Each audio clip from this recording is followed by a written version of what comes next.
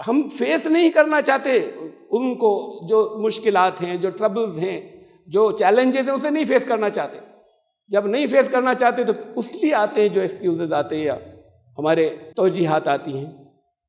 دین کی بات سچ اور جھوٹ اس معاملے میں بالکل کلیئر کٹ ہے کہ ذرا سا بھی معمولی سا جھوٹ شامل ہوا اور دین جو ہے وہ ہٹنا شروع ہوا، منافقت آنی شروع ہوئی. اس کا تعلق سچ اور جھوٹ سے ہے، کوئی کمپرومائز اس کے اندر نہیں. اس لیے یہ چیزیں بہت سی کتنی ہماری زندگی کی چیزیں ہیں جسے ہم بڑی نہیں سمجھتے، جسے ہم سیریس نہیں سمجھتے. سب لوگ کرتے ہیں تو جب سیریس نہیں سمجھتے اس لیے کرتے ہیں، لیکن اس سے ہماری کام کرنے کی کیپیبلٹی، صلاحیت ختم ہوتی ہے. اپنے اندر ایزی گوئنگ، ایک ایزی وے آؤٹ جسے کہتے ہیں وہ بن جاتا ہے. ذرا یہ کہہ دیں گے ایزی راستہ ایک نکل گیا. ہوتا یہ کہ چیلنجز کا سامنا کرتے. Subscribe the channel and press the bell icon to never miss a video. الحمدللہ الحمدللہ الذی لہ حمدا کثیرا کما امر، واشہد ان لا الہ الا اللہ وحدہ لا شریک لہ، واشہد ان سیدنا و نبینا مولانا محمدا عبدہ و رسولہ.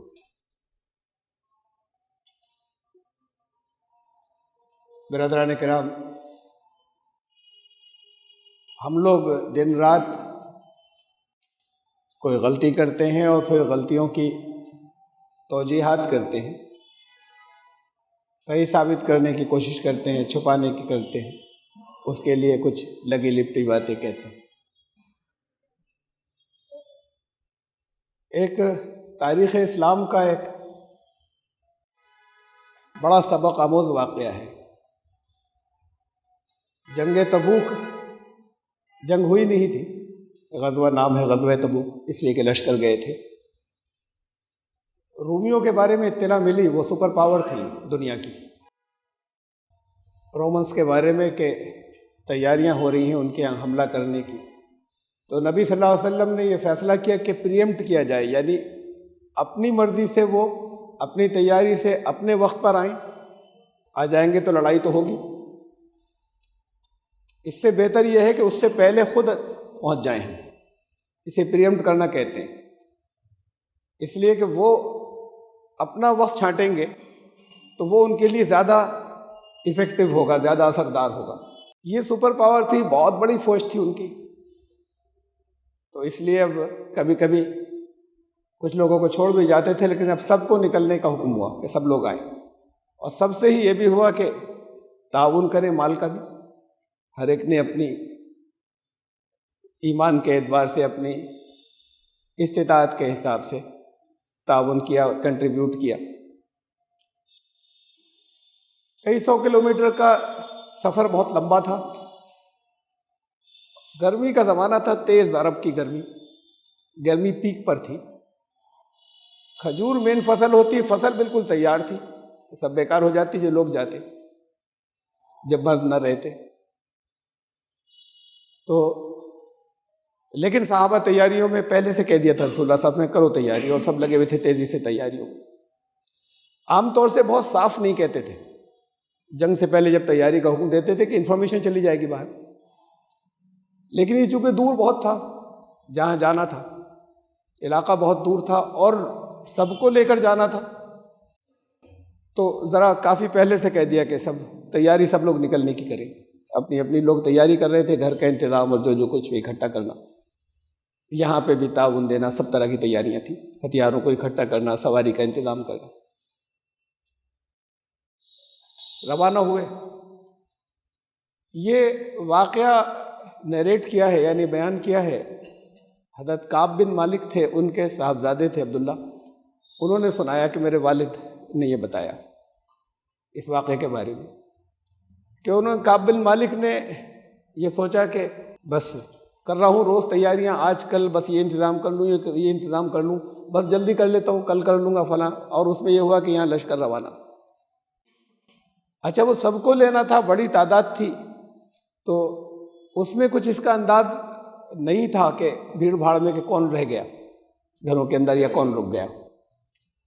تو بس یہ سوچ رہے تھے کہ ساتھ چلوں گا، اور وہ لشکر روانہ ہو گیا. ابھی کچھ اور تھی تیاریاں جو انہیں کرنی تھی اپنے اس کی بزنس کی، کہ فصل کو توڑوا لیں، رکھ لیں، کچھ اور انتظامات کر لیں. تو وہ کہتے ہیں کہ بس اسے بھی کہتا رہا کہ آج کل میں اور یہ بس میں آگے جا کے تیز چل کے لشکر کو پکڑ لوں گا، شامل ہوں گا میں. اور وہ آج کل کرتے کرتے کرتے اور دن گزرے اور دن گزرے، اور بس یہ ہوتا تھا کہ آج تو چل ہی دوں گا. یہاں تک کہ 20 دن سے زیادہ ہو گئے، اور پھر واپسی کی اطلاع ملی کہ واپس آ رہا ہے. وہاں جنگ نہیں ہوئی، نبی اکرم صلی اللہ علیہ وسلم نے کچھ دن وہاں کیمپ کیے رہے، ان کی فوجیں لڑنے کے لیے نہیں نکلی. بہت افیکٹو تھا یہ مہم، بہت افیکٹو تھی، اس لیے کہ ان پہ بڑی دھاک جم گئی، آس پاس کے قبیلوں میں بڑی دھاک جم گئی کہ یہ خود آئے تھے لڑنے اور وہ نکلے نہیں اور آئے نہیں. ان پر بھی بڑی دھاک پیدا ہو گئی تھی اور وہ آئے نہیں نکل کر. بہرحال واپسی گئی. اب یہ بڑے شرمندہ کہ اب لشکر واپس آ رہا ہے، شرکت ختم ہو گئی، وہاں جنگ ہوتی کچھ دنوں رکتے، اور سوچا تھا بس پہنچ جاؤں گا، اور روز آج کل ہوتا رہا تھا.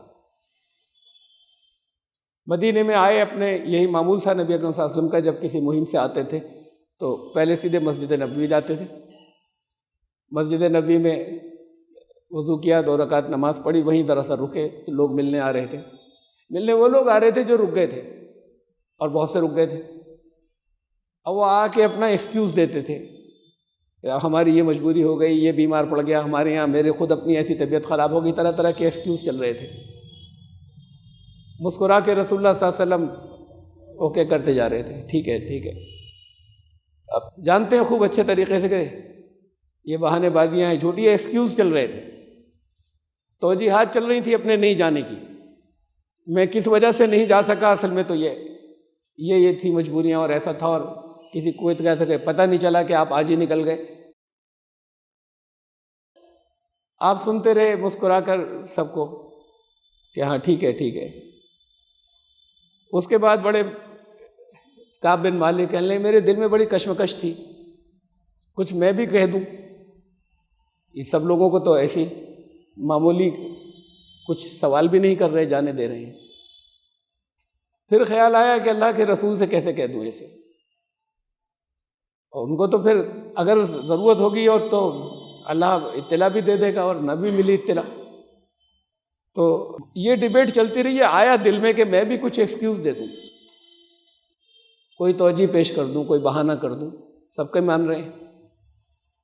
اور پھر آخر میں یہی ہوا کہ پوچھا رسول اللہ صلی اللہ علیہ وسلم تم کیسے رہ گئے کام؟ کہا یا رسول اللہ مجھ سے غلطی ہو گئی، اور میں بس یہی سوچتا رہا روز، اور مجھ سے سستی میں وہ پڑا رہ گیا، اور کوئی اس کے اندر کوئی میری کسی طرح کی کوئی گنجائش نہیں کہ میں یہ کہہ سکوں کہ میں نے کچھ صحیح کیا یا کس وجہ سے کیا. مجھے چلنا چاہیے تھا اور میں نہیں چل سکا. فرمایا اچھا اب اللہ کے حکم کا انتظار کرو. باقی سے تو ہر ایک سے یہ کہہ دیا تھا، جنہوں نے ایکسکیوز دیے تھے انہوں نے غلطی مان لی. جس نے غلطی مان لی تو اس کی تو اور پیٹ ٹھوکتے نا. فرمایا جاؤ اللہ کے حکم کا انتظار کرو.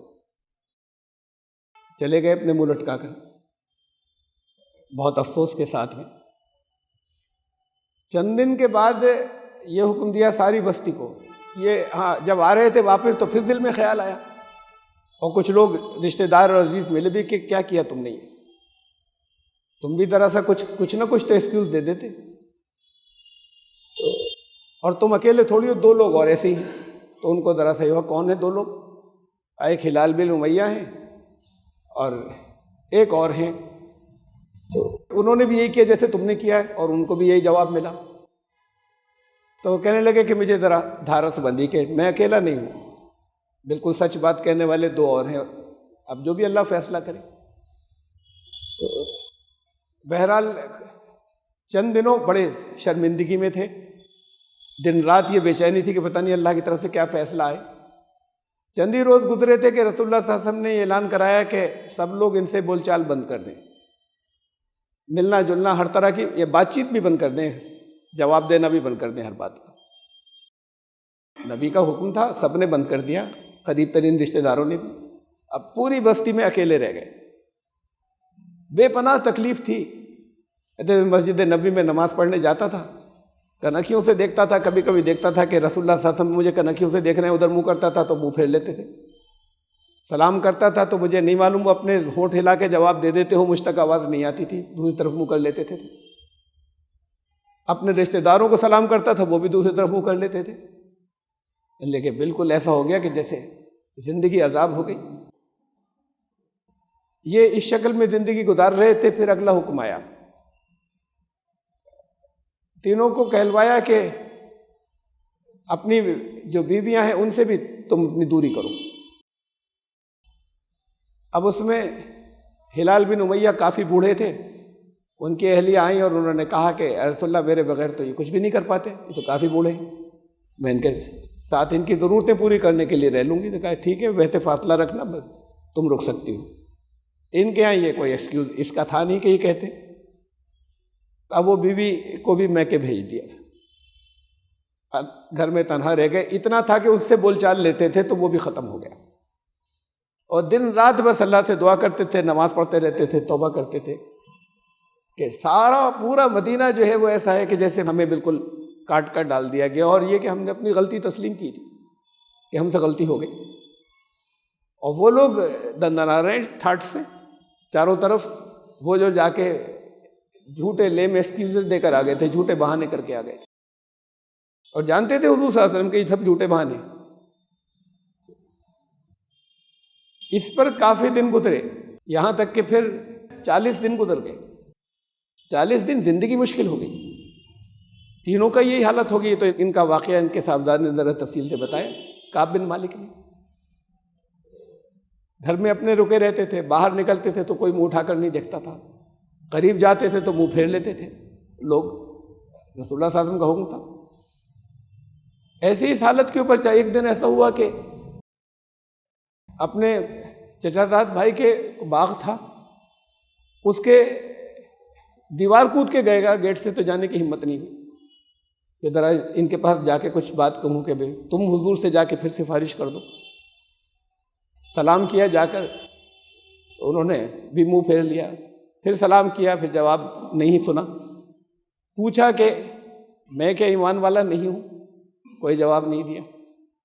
چوتھی دفعہ یہ کہا انہوں نے کہ اللہ کے رسول بہتر جانتے ہیں۔ پہلے آنکھوں سے آنسو بہنے لگے۔ 50واں دن تھا اور روتے ہوئے باہر نکلے بازار میں جا رہے تھے، تو ایک وہیں رومن امپائر کا قبطی کہلاتے تھے ایک غلام، وہ بازار میں کچھ پوچھتا پھر رہا تھا۔ لوگوں نے اشارہ کیا ان کی طرف، یعنی ان کا نام پوچھ رہا تھا۔ لوگوں نے اشارہ کیا کہ یہ ہیں، یہ جا رہے ہیں۔ وہ آیا، کہنے لگا کہ ہمارے شاہ غسان، ہمارے شاہ نے یہ خط بھیجا ہے آپ کو۔ اطلاع ملی ہوگی، اتنے دن ہو گئے، 3 لوگوں کا یہ تھا کہ بہت عجیب کیس ہے، اور یہ وہ تھے کہ جنہوں نے جانے کے بعد اپنی غلطی تسلیم کی تھی۔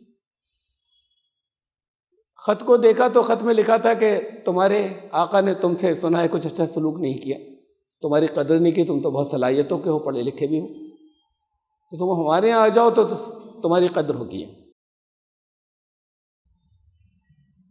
تو چیخیں مار مار کر رونے لگے کہ اب میری یہ حالت ہو گئی کہ اب اسلام کے دشمن جو ہیں وہ انہوں نے یہ سوچا کہ اب میں تو مل جاؤں گا ان سے۔ داڑھے مار مار کر روتے ہوئے گئے، اس کو جلا دیا خط کو۔ بس ابھی اتنا کیا ہی تھا انہوں نے، ایک پہاڑی پہ سے آواز آئی کہ مبارکباد کی، نام لے کے کہ کعب بن مالک کی، تمہیں اللہ نے معافی دے دی۔ لے بہت خوش ہو کر جلدی سے میں لپکا، تمہارا پورا مدینہ بھاگا چلا آ رہا تھا، کسی نے سواری پکڑ لی تھی، کوئی گھوڑے پہ آ رہا تھا کہ پہلے میں دوں خوشخبری۔ تو جو سواری والے تھے جو نہیں رہ گئے تھے، انہوں نے کہا میں پہاڑی پہ چڑھ کے کہہ دیتا ہوں سواری سے پہلے۔ ہر ایک کا دل چاہ رہا تھا کہ پہلے میں مبارکباد دے دوں، یعنی سب کے دل میں ایک تڑپ تھی اور سب کے دل میں بے پناہ قدر تھی۔ حکم تھا اللہ کے رسول صلی اللہ علیہ وسلم کا، تو کوئی ادھر مڑ کر نہیں دیکھ رہا تھا۔ اب جب خبر آ گئی کہ معاف کر دیا گیا، تو اب ہر ایک چاہتا تھا کہ کسی طریقے سے سب سے پہلے میں گلے لگا دوں، سب سے پہلے میں خوشخبری دے دوں۔ پورا مدینہ امٹ پڑا تھا۔ بہرحال وہ ہر ایک سے ملتے ہوئے سیدھے مسجد نبوی پہنچے۔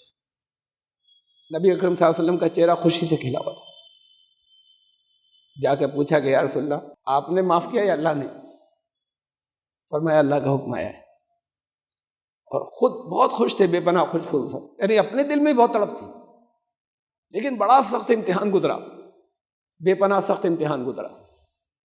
اور وہ تو پھر جس نے سب سے پہلے خبر دی تھی اپنے جو بھی کپڑے وپڑے تھے اپنے تن پہ وہ لے جا کے اسے گفٹ کر دیے کہ تم نے اتنی بڑی خوشخبری سنائی. یہ وہ تھے جنہوں نے کوئی ایکسکیوز نہیں دیا تھا. میں تو ایک تاریخ اسلام کا ایک واقعہ آپ کو سنایا.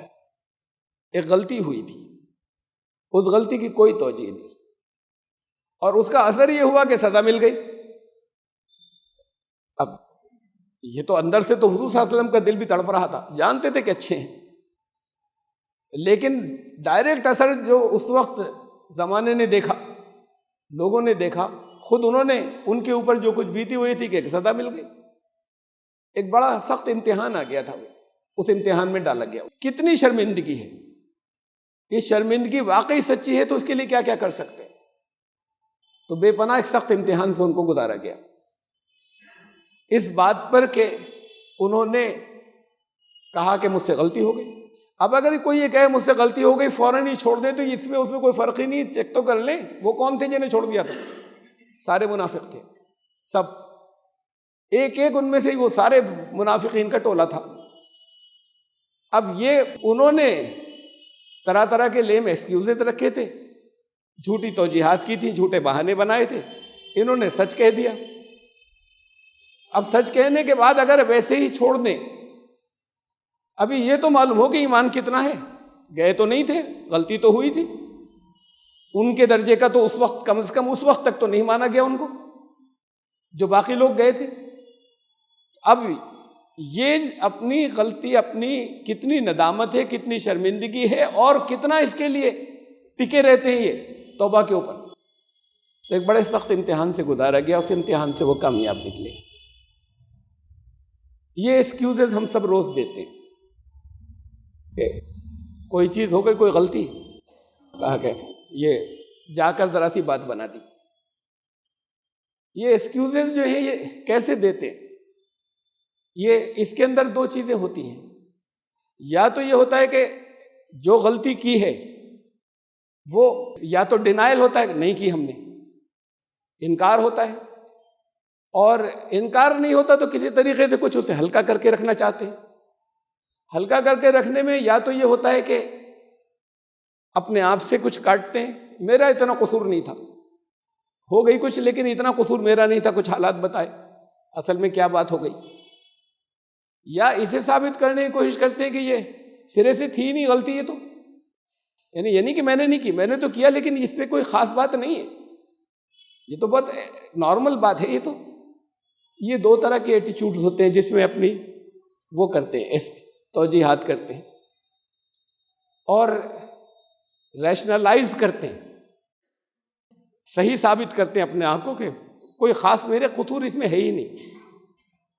یہ جو ایٹیچیوڈز ہیں کون لوگ کرتے ہیں؟ میں بھی بتا چکا آپ کو کہ کون لوگ کرتے ہیں. جنہوں نے کیا مدینے میں، نہیں ہمارا کیا آئیڈیل کون تھا. اگر کوئی غلطی ہو جائے تو ہمارے سامنے ایک سنہری مثال رکھی ہوئی ہے، اور اسی واقعے کے اندر ان کی مثال رکھی ہوئی کہ جنہوں نے ادھر ادھر کی باتیں کر کے پیچھا چھوڑا لیا اور خوشی سے مسکرا کے ان کو چھوڑ بھی دیا گیا. ان لوگوں کے بارے میں قرآن نے کہا کہ یہ وہ لوگ ہیں کہ جب ان سے کہا جاتا ہے کہ یہ کیا کرتے ہیں، یہ فساد پھیلاتے ہیں، زمین چیزیں گڑبڑ کرتے ہیں، بیلنس خراب ہوتا ہے، ڈسٹرب ہوتا ہے. وَإِذَا قِيلَ لَهُمْ لَا تُفْسِدُوا فِي الْأَرْضِ، یہ فساد مت پھیلاؤ. جب ان سے یہ کہا جاتا ہے قَالُوا إِنَّمَا نَحْنُ مُصْلِحُونَ، کہتے ہیں ہم تو اصلاح کر رہے ہیں. أَلَا إِنَّهُمْ هُمُ الْمُفْسِدُونَ، سنو ہے یہی فساد، یہ پھیلا رہے ہیں، جڑ یہ ہیں سب خرابیوں کی. وَلَٰكِن لَا يَشْعُرُونَ، عجیب جان کر بھی نہیں اگر کر رہے ہو تو ان کو شعور نہیں، انہیں پتہ نہیں ہے، یہ سمجھ رہے ہیں اصلاح کر رہے ہیں، یہ گڑبڑ کر رہے ہیں. اگر نہیں معلوم ہے تب بھی ایک ان کے بارے میں یہ بات کہی کہ یہ فسادی ہے، یہ سمجھ ہی رہے ہیں کہ ہم تو اصلاح کر رہے ہیں. وَلَٰكِن لَا يَشْعُرُونَ. یہ گروپ کون سا ہے؟ قرآن نے بہت سی جگہوں پر بتایا ان کے بارے میں. لَوْ كَانَ عَرَضًا قَرِيبًا وَسَفَرًا قَاصِدًا لَاتَّبَعُوكَ، اگر تھوڑی سی دور کی بات ہوتی اور بہت محنت نہیں ہوتی، سب چلتے تمہارے ساتھ، سب نکلتے، سب تمہاری اتباع بھی کرتے. وَلَٰكِن بَعُدَتْ عَلَيْهِمُ الشُّقَّةُ، یہ دوری جو ہے یہ شاخ گزر رہی ہے، ابھی تو بہت دنوں تک ہی کرنا ہے، بہت دنوں تک. اور ذرا پریشانیاں بھی مشقتیں بھی بہت ہیں. ولیکن بعدت علیہم الشقہ وسیحلفون باللہ لو استطعنا لخرجنا معکم. اللہ کی قسمیں کھا کر کہتے ہیں کہ بس ذرا سے ہمارے کچھ حالات گڑبڑ ہو گئے ورنہ ہم تو تمہارے ساتھ ہوتے, ہم بھی سب نکلتے دین کے لیے. یہلکون انفسہم, اللہ نے کہا ہلاک کر رہے ہیں اپنے آپ کو. واللہ یعلم انہم لکاذبون, اللہ جانتا ہے سب جھوٹ بول رہے ہیں. ہو سکتا ہے اپنے دل کے حساب سے سچی بول رہے ہوں لیکن ان کی بات جھوٹ نکلے گی, اس لیے کہ ان کے حالات کبھی ٹھیک ہی نہیں ہوں گے, کچھ نہ کچھ پریشانیاں آتی چلی جائیں گی, کچھ نہ کچھ مسائل آتے چلے جائیں گے. اچھا اسے اور کر لوں. یہی تو ہوا تھا وہاں کعب بن مالک کے ساتھ میں. لیکن اس پر بے پناہ ان کو جو شرم تھی اور جو بے پناہ جو توبہ کی جو اسپرٹ تھی, اس کے بارے میں قرآن نے کہا کہ قل یا عباد الذین اسرفوا علی انفسہم لا تقنطوا من رحمت اللہ, میرے ان بندوں سے کہہ دو جنہوں نے اپنے اوپر بہت ظلم کر ڈالا, بہت زیادتی کر ڈالی, اللہ کی رحمت سے مایوس مت ہونا. ان اللہ یغفر الذنوب جميعا, سب کو اکٹھا کمبائنڈ, لیکن توبہ کی اسپرٹ تو ہو, سب کو معاف کر سکتا ہے, ہر چیز معاف کر سکتا ہے, کہ توبہ کی اسپرٹ ہو.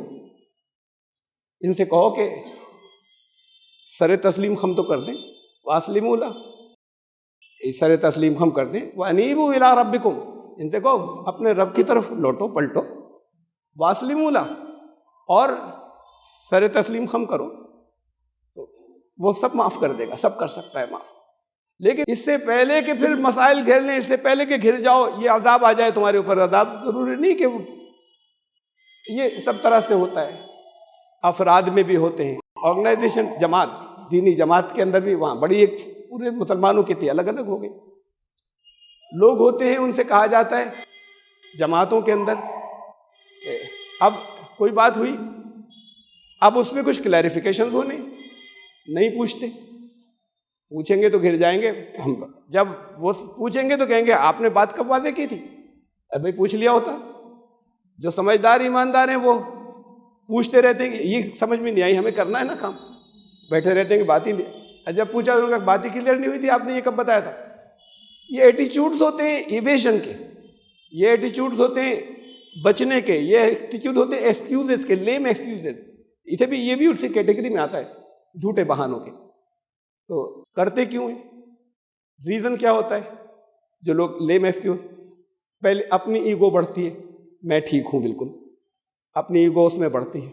اچھا ایک سروے ہوا تو اس میں پتہ یہ چلا کہ اگر ماڈریشن میں کبھی کبھی ہو اتفاق سے, عادت نہیں ہو, کبھی کبھی ہو اتفاق سے, تو اس سے بڑے کام بن جاتے ہیں. یہ جو اس لیے کہ لوگ یقین کر لیتے ہیں جو ایکسکیوز دیے گئے اس کو, اس کا رسول اللہ صلی اللہ علیہ وسلم کو تو لوگوں کو پہلے سے پہچانتے تھے, اللہ کی طرف سے بھی خبر تھی, لیکن وہ مان لیتے ہیں ایکسکیوز, بات بھی خراب نہیں ہوتی. کہتے ہیں وہاں پر بھی ماحول اچھا رہا, ان کو بھی ہوا کہ غصہ نہیں آیا اور ڈسٹربنس نہیں ہوئے, تو سب کچھ ٹھیک ٹھاک رہا.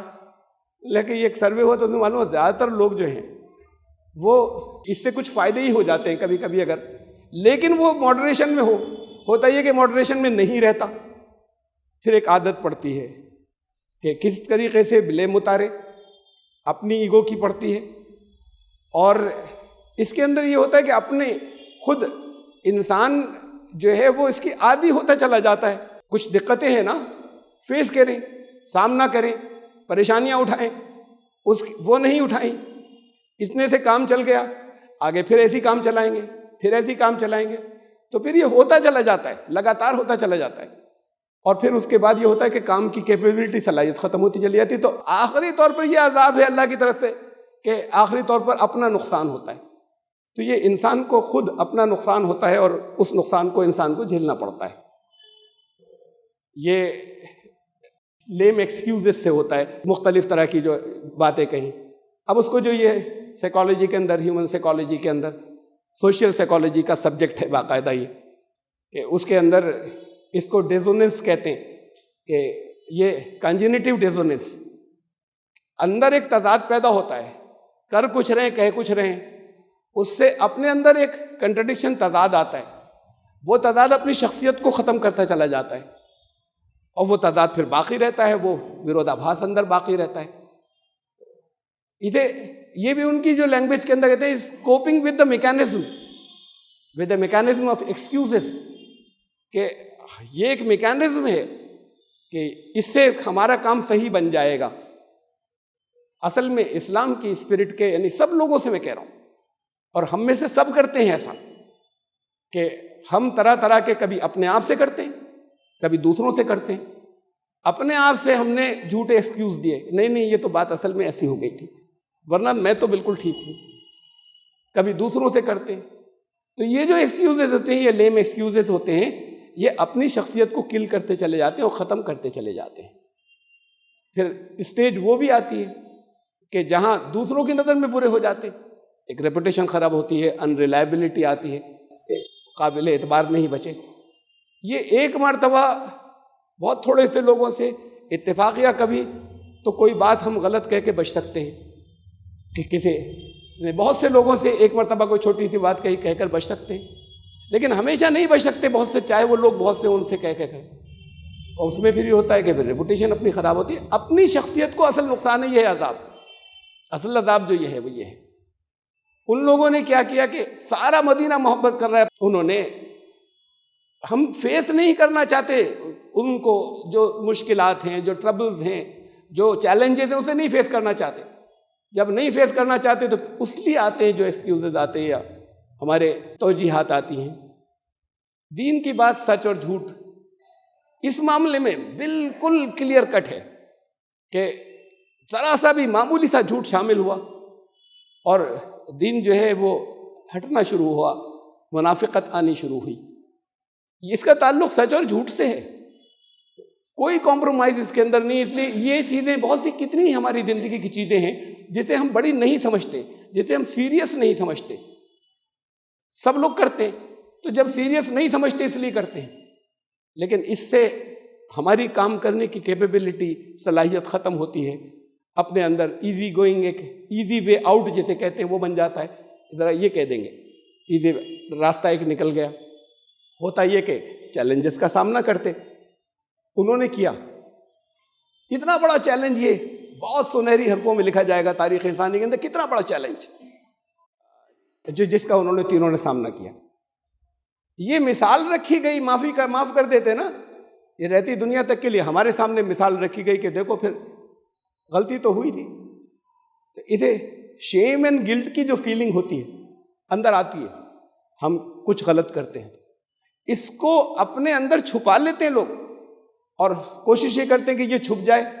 اور یہ ان سب چیزوں کا بہت بڑا ایک اسٹڈی ہے پورا یہ سبجیکٹ جو ہے، اسے اپنے اندر چھپانے کے بعد یہ ہوتا ہے کہ کسی طریقے سے ہم خود اپنے آپ کو یہ کہیں کہ نہیں، کوئی شرم کی کوئی بات ہی نہیں۔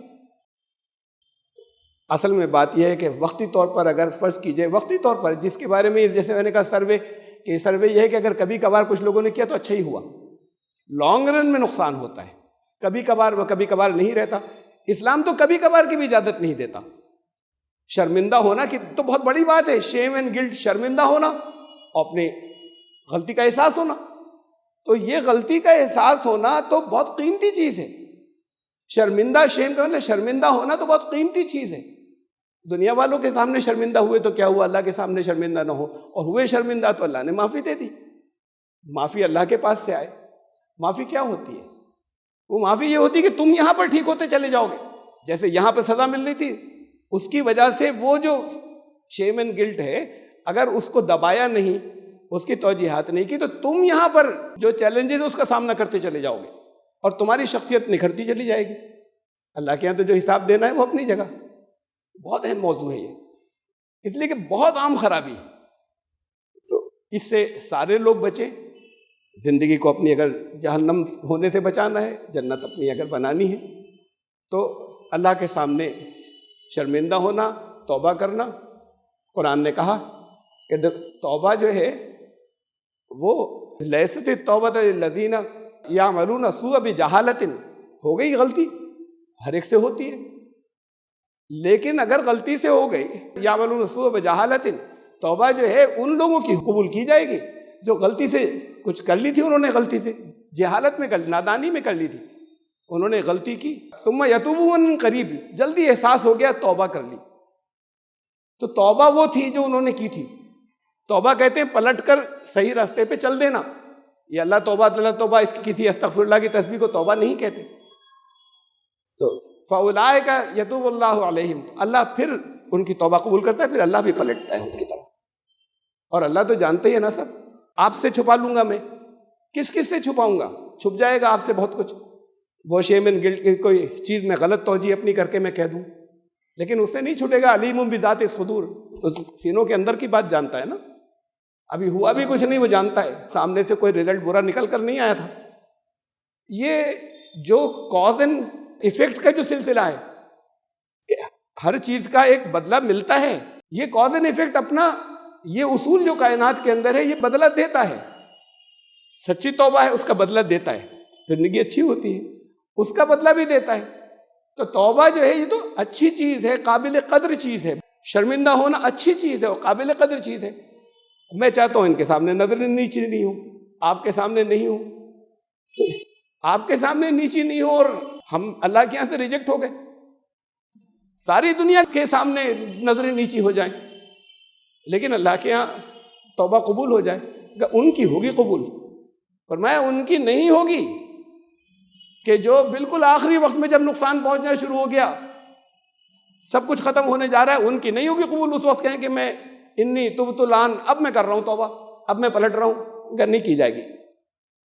تو پلٹو اپنے رب کی مغفرت کی طرف. من قبل ان یاتیکم العذاب, اس سے پہلے کہ تم پھنس جاؤ, اس سے پہلے کہ سزا ملنی شروع ہو جائے. عام طور سے ہماری بہت سی چیزیں ہوتی ہیں جنہیں ایسے صاف لفظوں میں لکھا ہوا ہے قرآن شریف میں کہ غیبت مت کرنا, لوگوں کی ٹوہ میں مت رہنا, تجسس مت کرنا زیادہ, ولا تجسسوا, یہ جاسوسی مت کرتے پھرنا, لوگوں کے برے نام ٹائٹل مت رکھنا, مذاق ایسے مت اڑانا کہ اسے برا لگے. مذاق کرنا اور چیز ہے, مذاق اڑانا اور چیز ہے. یہ مت کرنا. یہ کبائر ہیں, یہ بڑے گناہ ہیں, لیکن یہ تو لوگ جانتے ہیں برا ہے, اتنا جانتے ہیں. عام لوگ یہ نہیں جانتے یہ بڑے گناہ ہیں.